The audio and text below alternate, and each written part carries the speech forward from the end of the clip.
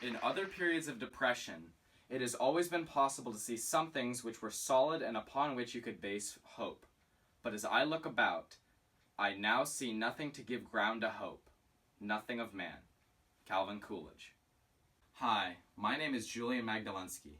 I have done extensive research into climate change and how our planet is changing. Today, I'm here to discuss the issue of global warming.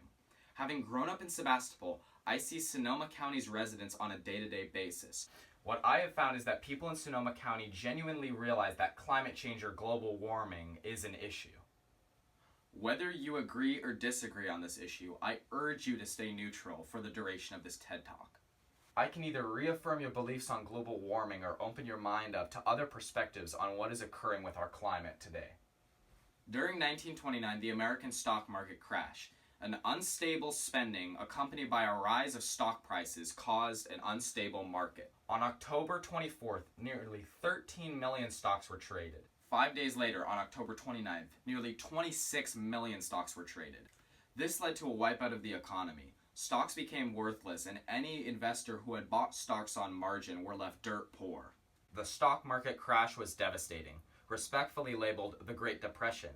This left roughly 14 million Americans unemployed at its worst stage. With half of American banks failing, the economy would not turn around for another decade.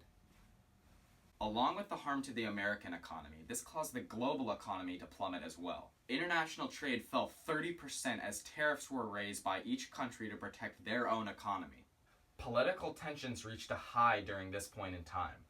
Political leaders such as Joseph Stalin and Adolf Hitler promised an end to this economic collapse, affecting the American economy through the rest of the world into chaos. With more and more countries growing dependent on international trade, our country's political and economical movements have become more intertwined than they ever have before. Now, we are seeing a new type of disaster on the horizon. Climate change has been a topic of controversy throughout the past decade. While both sides of the argument continue to debate with each other about the causes, there is no doubt that there have been concerning changes in global climate during the past few years.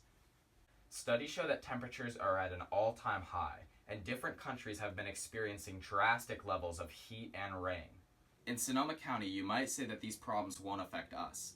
One could argue that the flooding in Florida doesn't seem to have impacted us at all, and we wouldn't even know about the melting of the glaciers in the Atlantic without scientists actively telling us, right? The idea that we don't have to worry about events that haven't impacted us directly is dangerous. Similar to the Great Depression, we are seeing the beginning of a worrying conflict. New studies are released at an alarming rate about rising global temperatures. Many animal populations have started to decline due to an unexpected change in climate and habitat. Ocean heights have risen, and flooding is becoming more common throughout the world. When people in Florida or Alabama become victims to flooding, we help them out.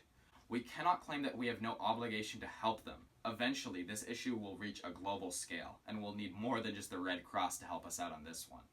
If we block out what is happening on the rest of the planet, we will soon have a problem that does not have a solution.